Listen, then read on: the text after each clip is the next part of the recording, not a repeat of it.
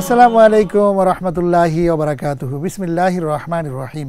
এই মুহূর্তে বাংলাদেশ সহ বিশ্বের অগণিত দর্শক শ্রোতা যে প্রান্তে বসে আপনারা বাংলা ভিশন দেখছেন, আমি এইচ.এম. বরকতুল্লাহ আপনাদের সকলকে জানাচ্ছি শুভেচ্ছা এবং অভিনন্দন। মহান স্রষ্টা আল্লাহ তাআলার দরবারে শুকরিয়া আদায় করছি, আলহামদুলিল্লাহ। বিশ্বনবী জনাব মুহাম্মদ রাসূলুল্লাহ সাল্লাল্লাহু আলাইহি ওয়াসাল্লামের প্রতি দরুদ এবং সালাম প্রেরণ করেই শুরু করছি আজকের পরিবেশনা। প্রিয় দর্শক, আপনারা দেখছেন বিআরবি নিবেদিত আলোকিত কাফেলা, powered by BRB hospitals limited. আজ আমরা আপনাদের সামনে চমৎকার অত্যন্ত গুরুত্বপূর্ণ বিভিন্ন বিষয় নিয়ে আলোকপাত করবার চেষ্টা করব ইনশাআল্লাহ। আজকের এই আয়োজনে অংশগ্রহণ করেছেন বিশিষ্ট স্কলার, ইসলামিক চিন্তাবিদ, ঢাকা বিশ্ববিদ্যালয়ের প্রফেসর ডক্টর আতাউর রহমান মিয়াজি। আসসালামু আলাইকুম ওয়া রাহমাতুল্লাহি ওয়া বারাকাতুহু। জি স্যার, আপনাকে স্বাগত জানাচ্ছি আমাদের আজকের আয়োজনে। আপনাকে অনেক অনেক ধন্যবাদ, মোবারকবাদ। প্রিয় দর্শক, আমরা অনুষ্ঠানের প্রারম্ভেই আসুন চমৎকার একটি তথ্যচিত্র দেখে আসি। আজ আমরা দেখব হযরত লূত আলাইহিস সালামের ঐতিহাসিক জীবন এবং তার প্রেক্ষাপট নিয়ে। সেই জর্ডানের লূত আলাইহিস সালাম যেখানে দ্বীনের দাওয়াত দেওয়ার জন্য এসেছিলেন, সেই জর্ডানের ঐতিহাসিক জায়গা এবং তার জীবন চরিত নিয়ে, তার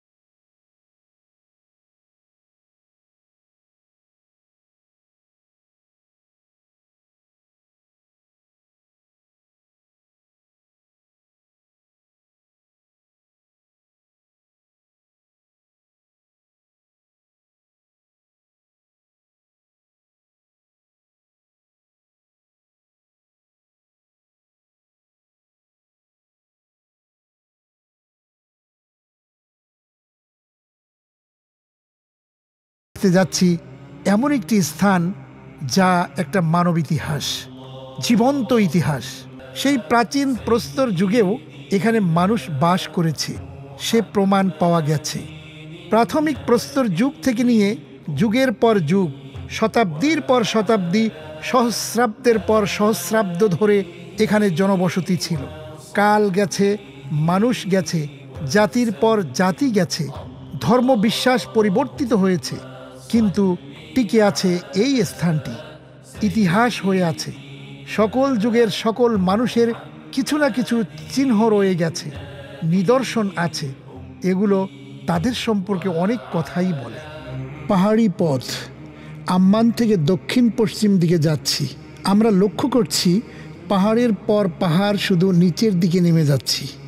আসলে মৃত সাগর পৃথিবীর স্থলভাগের নিম্নতম স্থানে অবস্থিত। মৃত সাগরের পশ্চিম দিকে হলো ফিলিস্তিন ও ইসরায়েল, আর পূর্ব দিকে জর্ডান ভূমি।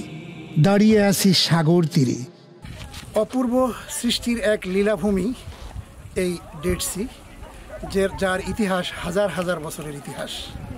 প্রিয় দর্শক, এই ডেড সির ইতিহাস অনেক বড়। আমরা ধারাবাহিকভাবে এই ইতিহাস আপনাদের সামনে পেশ করবার চেষ্টা করছি। আজকে সরাসরি আমরা চলে এসেছি সেই ডেড সিতে। আমার সাথে জর্ডানের এই সফরে অনেকগুলো বন্ধু সাথী ছিলেন। তাদের স্বভাবতই সকলের প্রশ্ন জাগে, এ মৃত সাগর কেন এত মৃত? এর নেপথ্যে এক কাহিনী আছে। সে হলো হজরতে লূত আলাইহিস সালামের জাতির কথা। তিনি ছিলেন নবী ইব্রাহিম আলাইহিস সালামের ভাতিজা। ইব্রাহিম আলাইহিস সালাম তাকে এই জনপদের মানুষের হেদায়েতের জন্য পাঠান। এই জনপদের মানুষ ছিল পথভ্রষ্ট এবং বিকৃত রুচির। তাদের চাল চলন, আচার ব্যবহার কোনো কিছুতেই মূল্যবোধের বালাই ছিল না। ডাকাতি, লুণ্ঠন, মারামারি, কাটাকাটি, হানাহানি ও উচ্ছৃঙ্খল জীবনযাপনে তারা ছিল অভ্যস্ত। তাদের মধ্যে আরেকটি বিকৃত রুচির স্বভাব ব্যাপকভাবে বিস্তার লাভ করে, তা হলো সমকামিতা। এটি একটা সামাজিক ব্যাধিতে রূপ ধারণ করেছিল।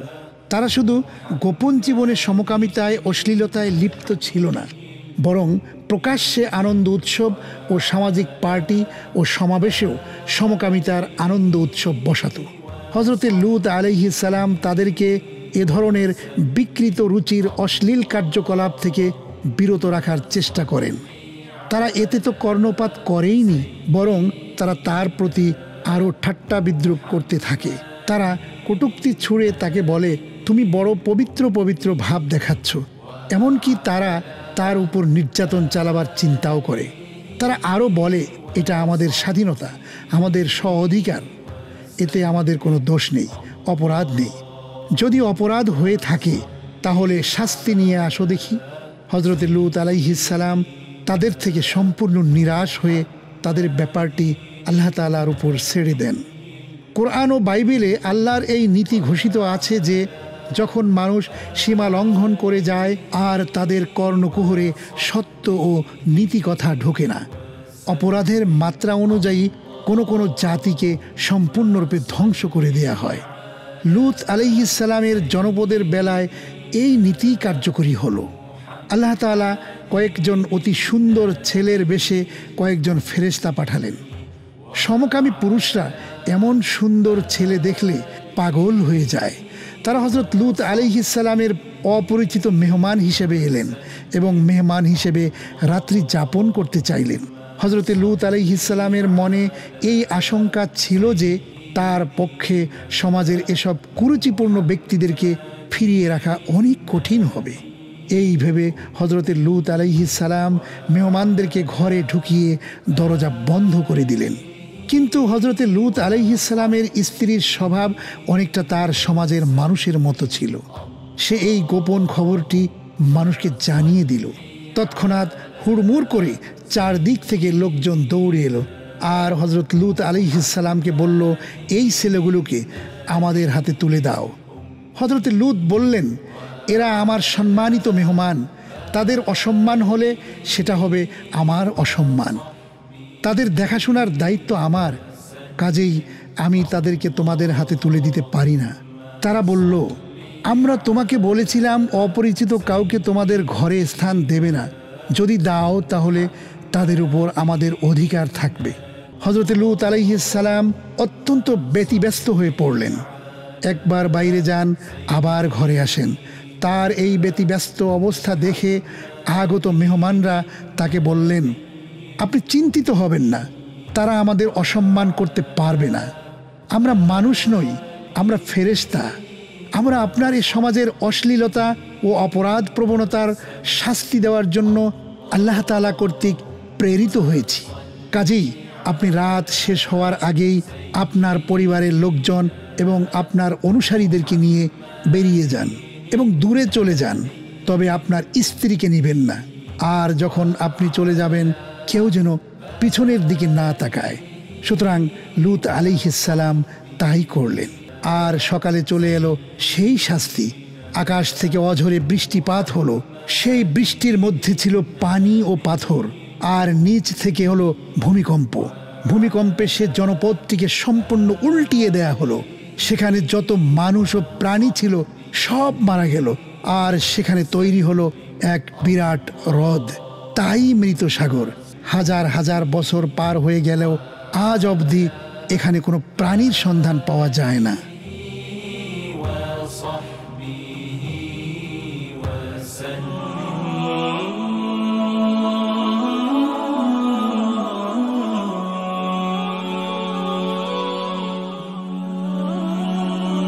প্রিয় দর্শক, আমরা এতক্ষণ বিআরবি নিবেদিত আলোকিত কাফেলার মাধ্যমে অত্যন্ত চমৎকার গুরুত্বপূর্ণ একটি তথ্যচিত্র দেখে আসলাম হজরত লূত আলাইহিস সালামের জীবন এবং তার ঐতিহাসিক প্রেক্ষাপট নিয়ে।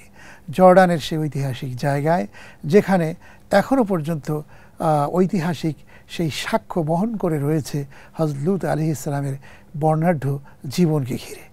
আসুন আমরা হযরত লূত আলাইহিস সালামের জীবন সম্পর্কে আমরা ডক্টর আতাউর রহমান মিয়াজির কাছে চলে যাই, তার কাছে কিছু জানার চেষ্টা করি। স্যার, আমরা যে তথ্যচিত্রটি এতক্ষণ দেখলাম, কেমন লাগলো আপনার কাছে? মাশাআল্লাহ, মারহাবা, চমৎকার, আলহামদুলিল্লাহ, আল্লাহ তাআলার নিদর্শন, এবং এগুলো দেখলে আসলে রিয়েলি ইমান তাজা হয়, কোনো সন্দেহ নাই। এবং এই নিদর্শনগুলো মানবজাতির জন্য বড় শিক্ষা, এবং এই নিদর্শনগুলোর মাধ্যমে আমরা পরকালীন মুক্তির একটা রাস্তা আল্লাহ চাহে তো তৈরি করতে পারি। আল্লাহ কবুল করুন, আমিন। এবং এখানে আল্লাহ তাআলাও তো বলেছেন ফাংজুর কাইফা কানা আকিবাতুল মুকাজ্জিবিন, যে তোমরা জমিনে পরিভ্রমণ করো এবং দেখো যে মিথ্যাবাদীদের যে নিদর্শনগুলো রয়েছে সেগুলো দেখাও কিন্তু অত্যন্ত গুরুত্বপূর্ণ একটা ব্যাপার। আমি যে জায়গাগুলো নিয়ে টাচ করেছি, বিশেষ করে ওই সেখানে কিন্তু একটি সাগরও আমরা এর আগে দেখিয়েছিলাম, যে ডেড সি, একটা মৃত সাগর।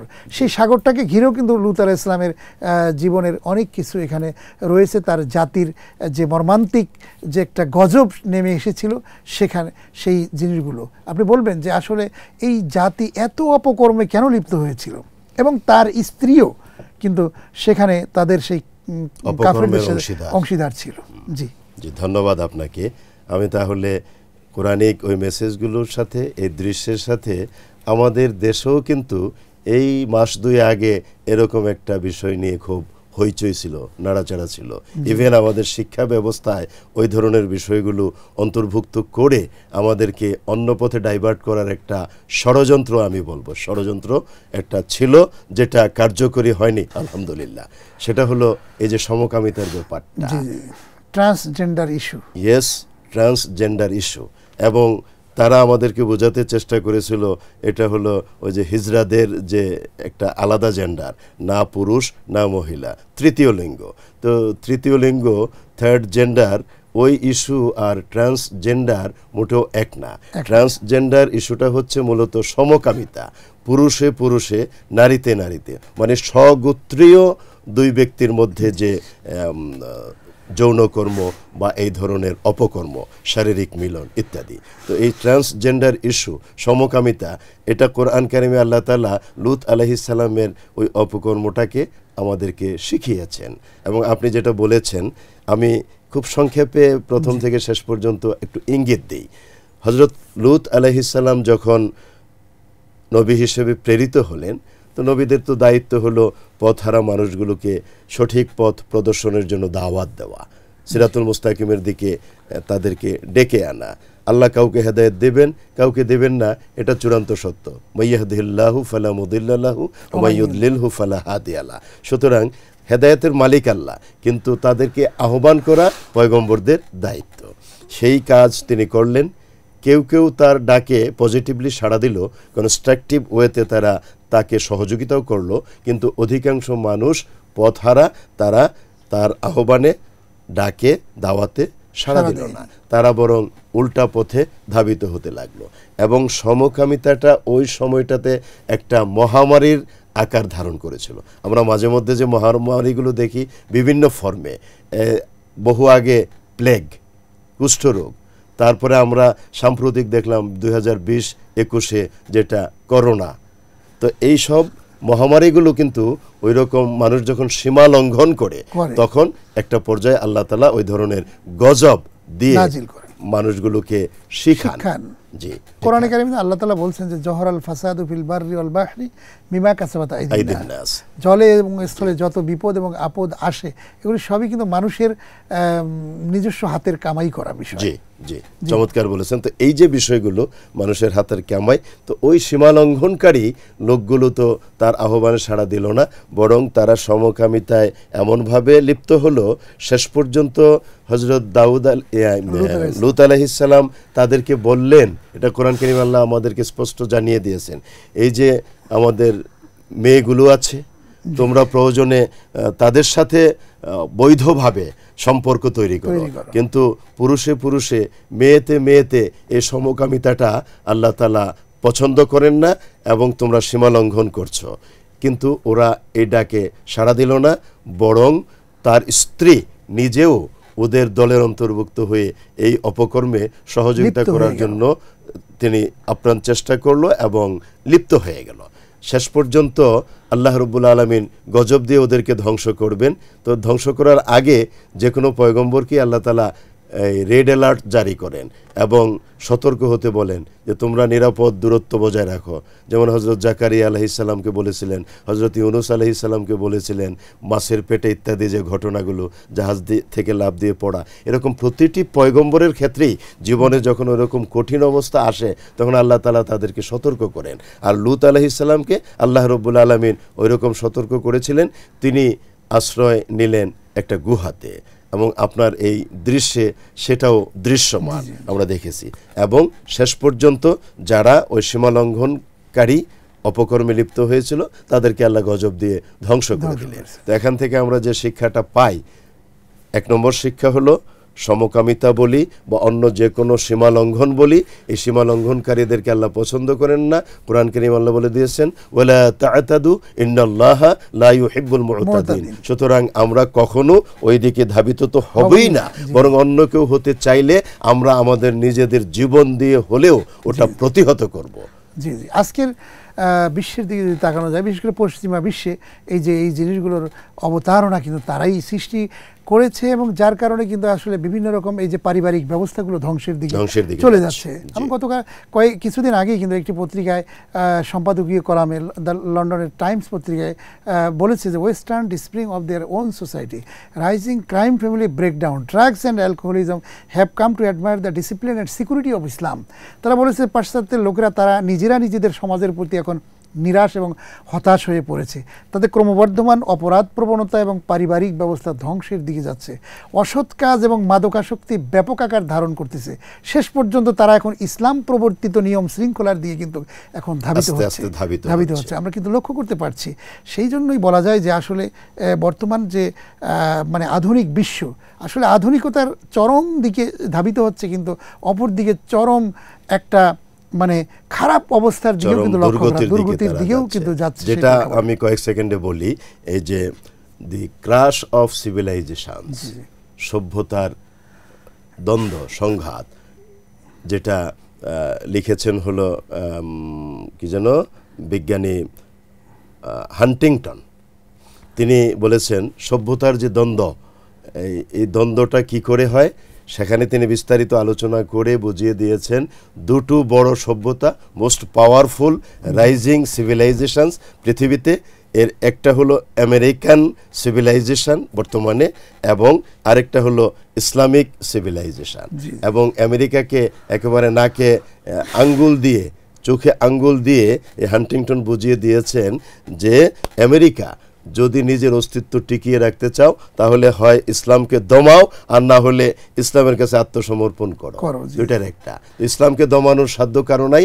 আল্লাহ তাআলা কোরআন কারীমে সুন্দর করে বলে দিয়েছেন ইউরিদুনা লিইউতফিউ নূরাল্লাহি বিআফওয়াহিহিম ওয়াল্লাহু মুতিম্মু নূরিহি ওয়ালাউ কারিহাল কাফিরুন হুয়াল্লাযী আরসালা রাসূলাহু বিল হুদা ওয়া দীনিল হক লিইয়ুযহিরাহু আলাদ দীনি কুল্লিহি ওয়ালাউ কারিহাল মুশরিকুন। সুতরাং এই দুই আয়াতে কারিমার ব্যাখ্যা করার মতো সময় আজকে আমাদের নাই। এখানে বড় ইঙ্গিত ওটাই, আল্লাহ রাব্বুল আলামিন তার দ্বীনকে, আল ইসলামকে চূড়ান্তভাবে বিজয়ী করবেন।